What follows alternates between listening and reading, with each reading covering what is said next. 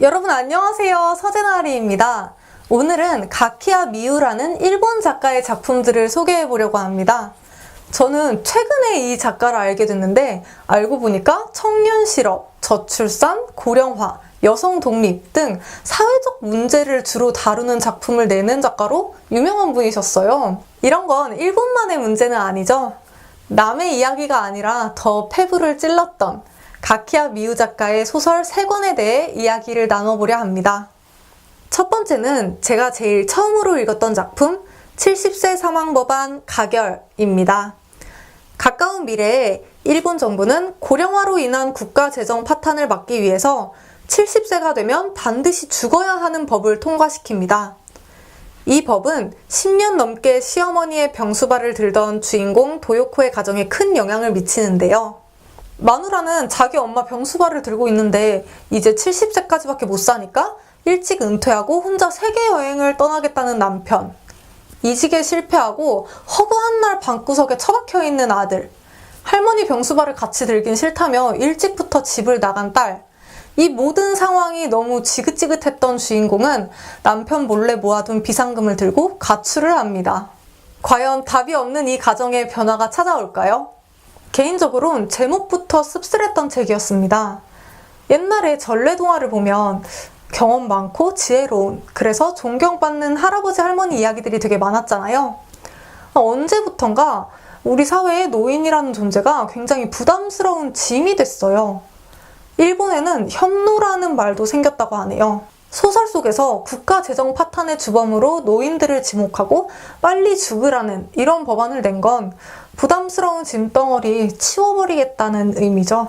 초고령 사회, 극한으로 치달은 세대 갈등, 이런 현실 사회의 문제점을 잘 반영했다고 생각합니다.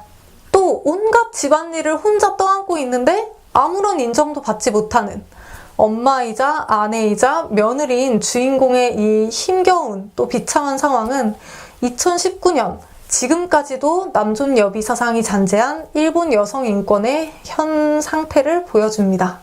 최근에 우리나라에도 82년생 김지영이라는 소설이 굉장히 크게 이슈가 됐었잖아요. 아유, 우리는 거기에 비비지도 못해요. 작가는 이 극단적인 법안이 한 가정에 미친 영향을 보여주면서 노인이 경제 주체로서 제대로 된 사회 구성원이 될 수 있는 방법은 없는지, 그러려면 어떠한 정책이 필요할지, 세대 갈등 해소를 위해 우리는 어떤 노력을 해야 하는지 독자들에게 질문을 던집니다.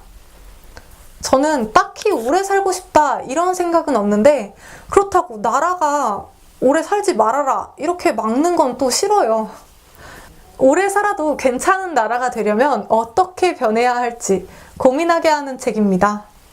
두 번째로 소개할 책은 결혼 상대는 추첨으로 라는 책입니다.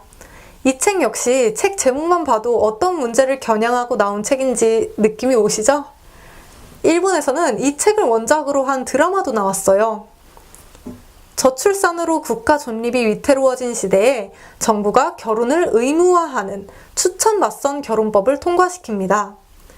25세에서 35세까지의 미혼 남녀는 총 3번의 맞선을 보게 되는데 3회 모두 거절한 사람은 테러 박멸대에서 2년간 복무해야 한다는 법이에요. 국가가 강제로 결혼시킨다? 상상만 해도 반감이 드는데 이 책에는 다양한 반응의 주인공들이 나옵니다. 외모도 직장도 뭐 하나 내세울 게 없는 못소린 주인공은 잘됐다, 이참에 결혼하자, 아주 적극적이고요. 다른 주인공은 결혼하려던 남자친구랑 헤어지고 진짜 울며 겨자 먹기로 나가요. 또 다른 주인공은 엄마에게 벗어나고 싶어서 결혼을 도피처로 생각하고 아주 진지한 자세로 맞섬에 임합니다. 이들에게 이 법안은 자유를 억압하는 족쇄일까요? 아니면 행복의 기회가 될까요? 저출산을 얘기하기 전에 결혼하지 않는 사회를 먼저 직시한 소설입니다.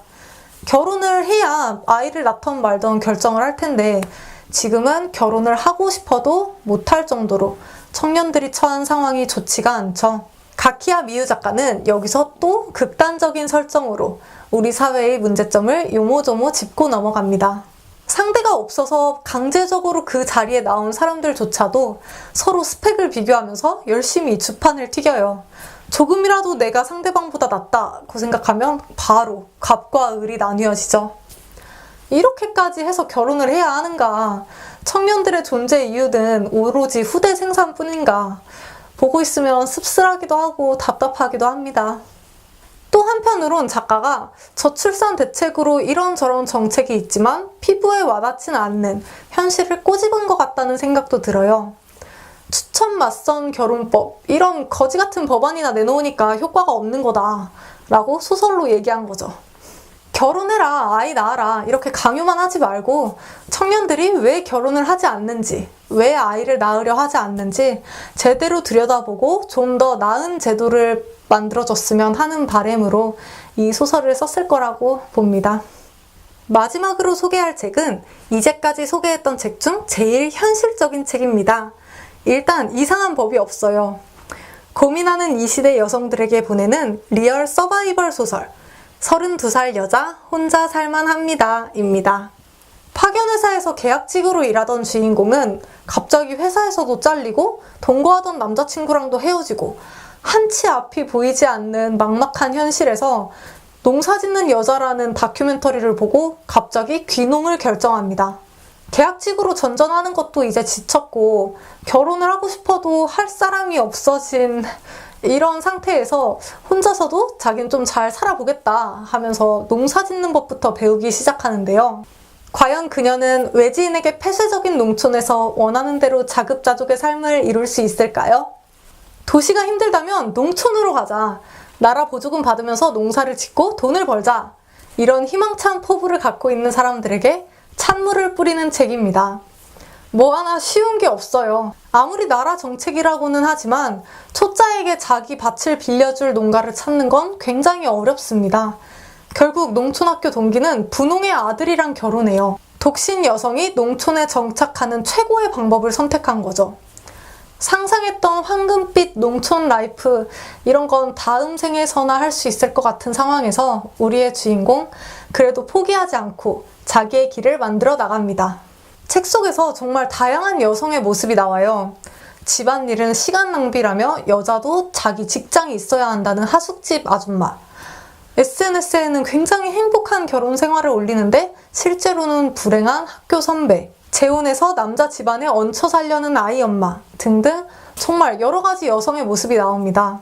뭐가 좋다, 뭐가 나쁘다 이렇게 얘기하는 책이 아니라 이런 삶이 있으면 저런 삶도 있다. 어떻게든 먹고 살 수 있으면 모두가 정답이다 라고 얘기하는 책이에요. 여러분들은 삶을 어떤 선택으로 채워나가고 싶으신가요? 뭐든 다 좋습니다. 스스로의 선택을 존중하세요. 오늘 소개한 책 3권 모두 소재는 다큐인데 글은 예능이에요. 정말 쉽게 술술 읽히는 소설이라 편하게 읽으실 수 있을 거예요. 그리고 또 소재가 독특하잖아요? 재미는 덤입니다. 참, 이번 달에 가키야 미유 작가의 40세 미혼 출산이라는 책이 또 나왔어요. 이것도 제목만 봤는데도 느낌 오시죠? 흥미 있으신 분들께선 찾아보시면 좋을 것 같습니다.